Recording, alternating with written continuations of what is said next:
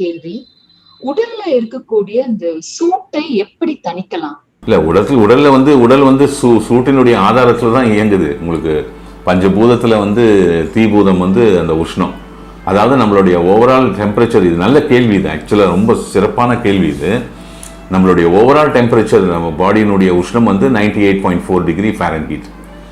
அதுதான் நம்ம அந்த தெர்மோமீட்டரில் வச்சு பார்த்துக்கிறோம். உங்களுக்கு அது வந்து எப்பவுமே வந்து 98.4 அப்படின்னு வந்தாலே 98.4 இல்லைன்னா பயந்துருவாங்க.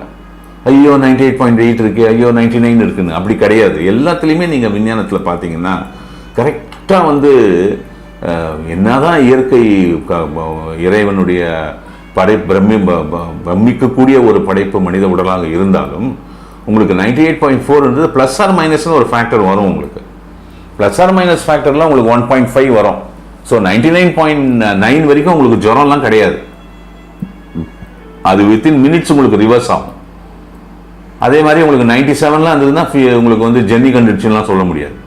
ஸோ ப்ளஸ் ஆர் மைனஸ் 1.5 98.4லேருந்து. இது வந்து ஓவரால் டெம்பரேச்சர், இது ஓவரால் அந்த உஷ்ணநிலை, முழுவதுமான ஒரு உஷ்ணநிலை. ஆனால் உடலுக்குள் இருக்கும் உறுப்புகள் இந்த 98.4லாம் இருக்காது. ஒவ்வொரு உறுப்பும் ஒரு ஒரு வேலை செய்யும். உதாரணத்துக்கு நான் சொல்லணும்னா கிட்னி இருக்கு, 2 சிறுநீரகங்கள் இருக்கு நமக்கு. அந்த 2 சிறுநீரகங்கள் வந்து நிறைய வேலை பண்ணுது. அது வந்து it will maintain the water component of the blood. உங்களுக்கு தண்ணி இல்லாமல் பார்த்துக்கும், அதிகமாக இல்லாமல் பார்த்துக்கும், ப்ரோட்டீன் மெட்டபாலிசம் பண்ணும், நிறைய எண்ணற்ற வேலைகள் பண்ணும். ஒவ்வொரு வேலை அது பண்ணும்பொழுதும் ஒரு டெம்பரேச்சரில் நம்ம வேரி ஆகி பண்ணும். இதை போய் நீங்கள் படிக்கவே முடியாது. உங்களால் நீங்கள் எவ்வளோ பயோமெடிக்கல் இன்ஸ்ட்ருமெண்ட் எடுத்துன்னு வந்தாலும் இதை படிக்க முடியாது. ஒரு செத்துப்போன உடம்புல போய் ஆரம்பித்து படிக்கிறதெல்லாம் வந்து அது வந்து உங்களுக்கு பயன் அளிக்காது. ஏன்னா அவன் செத்துட்டா அவனுக்கு உஷ்ணமே போயிடுச்சு. ஸோ உங்களுக்கு உயிரோடு இருக்கக்கூடியவனை உள்ள வந்து இப்போ ஒரு லிவர் இருக்குது, அந்த லிவரை வந்து நீங்கள் எம்ஆர்ஐ பண்ணுறீங்க, 65 ஆங்கிளில் கிராஸ் செக்ஷனில் கட் பண்ணி ஃபோட்டோ எடுக்கிறீங்க.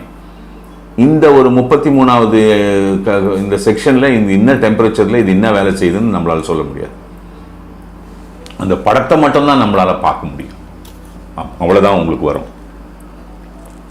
அதனால் உஷ்ணம்ன்றது வந்து நம்மளுக்கு வந்து ஒரு ஒரு ஒரு மிகப்பெரிய ஒரு சேலஞ்ச், அது ஒரு சப்ஜெக்ட். அது அதனுடைய வேரியேஷன் உங்களுக்கு வியாதிகள் வரும்பொழுது உள்ளே இருக்கக்கூடிய அந்த வேறுபட்ட அந்த உஷ்ணநிலைகள்லாம் ஒவ்வொரு உறுப்பும் ஒரு ஒரு உஷ்ணநிலையில் இயங்க வேண்டும். அப்போ தான் அது வந்து சீராக இயங்க முடியும். அது வந்து உடல் பார்த்துக்கும். இப்போ நீங்கள் சாப்பிட்டுட்டீங்க, வயிறு ஃபுல்லாக சாப்பிட்டுட்டீங்க அப்படின்னா வயிறு அதை கூழாக அரைக்க ஆரம்பிச்சதுன்னா அதுக்கு வந்து இவ்வளோ கேலரி ஹீட் வேணும். அதுக்கு அதை உடல் உற்பத்தி பண்ணி அங்கே கொடுக்கும், ரத்தம் வழியாக கொடுக்கும், அந்த ஹீட்டை கொடுக்கும். அந்த மாதிரி இந்த உஷ்ணம்ன்றது ஒரு ரொம்ப பெரிய ரோல் ப்ளே பண்ணுது உள்ள. இதை வந்து நம்ம சரியாக படிக்க முடியல. விஞ்ஞானத்தில், நவீன விஞ்ஞானத்தில் இதை வந்து நீங்கள் எத்தனை லட்சக்கணக்கான வருஷம் போனாலும் அதை நீங்கள் படிக்க முடியாது. இப்போது ஒரு பெண்மணிக்கு வந்து நிறைய கர்ப்பப்பை தொந்தரவுகள்லாம் வருது அப்படின்னு நம்ம பார்த்தோம்னா அதுக்கு முக்கியமான காரணம் வந்து அந்த கர்ப்பப்பைக்கு வந்து ஒரு பர்டிகுலர் டெம்பரேச்சர் இருக்குது. அதிலிருந்து விலகி அது ரொம்ப உஷ்ணம் ஆயிடுச்சுன்னா அதனுடைய இயக்கங்கள் மாறுபட ஆரம்பிக்கும். அப்போ தான் நம்மளுக்கு வந்து அந்த கர்ப்பப்பை சம்மந்தப்பட்ட தொந்தரவுகள்லாம் வர ஆரம்பிக்கும். அதை நீங்கள் கூல் பண்ணணும். அதை நீங்கள் அந்த ஒரிஜினல் டெம்பரேச்சருக்கு எடுத்துன்னு வரணும். அதுதான் மருத்துவம். அதற்கு தமிழ் மருத்துவத்தில் தலை சிறந்த மருந்துகள் உண்டு. உங்களுக்கு ஹீட் வேரியேஷன் தான் நம்மளுக்கு வந்து ப்ராப்ளம். அது வந்து one of the major cause for all the டிசீசஸ்ன்னு வந்துடுது.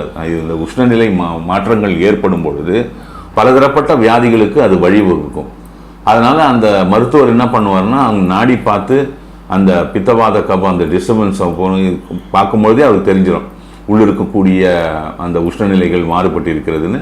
அதுக்கேற்ற மாதிரி மருந்து கொடுத்து அந்த சரியான அந்த உஷ்ண சீதோஷ்ண நிலைக்கு உடல் உறுப்புகளை எடுத்துன்னு வர்றது தான் மருத்துவம். இது வந்து ரொம்ப பெரிய சப்ஜெக்ட். இது ஆக்சுவலாக டயக்னோசிஸில் வரும் உங்களுக்கு தமிழ் மருத்துவத்தில். ஆனால் இன்றைக்கி இருக்கிற ஆங்கில மருத்துவத்தில் இதை பற்றிய புரிதல் வந்து கிடையவே கிடையாது, வரத்துக்கும் வாய்ப்பு கிடையாது. ஏன்னா நம்ம வந்து உயிருள்ள ஒரு மனிதனை கட் பண்ணி உள்ளே போய் இங்கே என்னென்ன டெம்பரேச்சர் இருக்குதுலாம் நம்மளால் பார்க்க முடியாது. இதுதான் உங்களுக்கு அந்த கேள்விக்கான பதில். வணக்கம், நன்றி.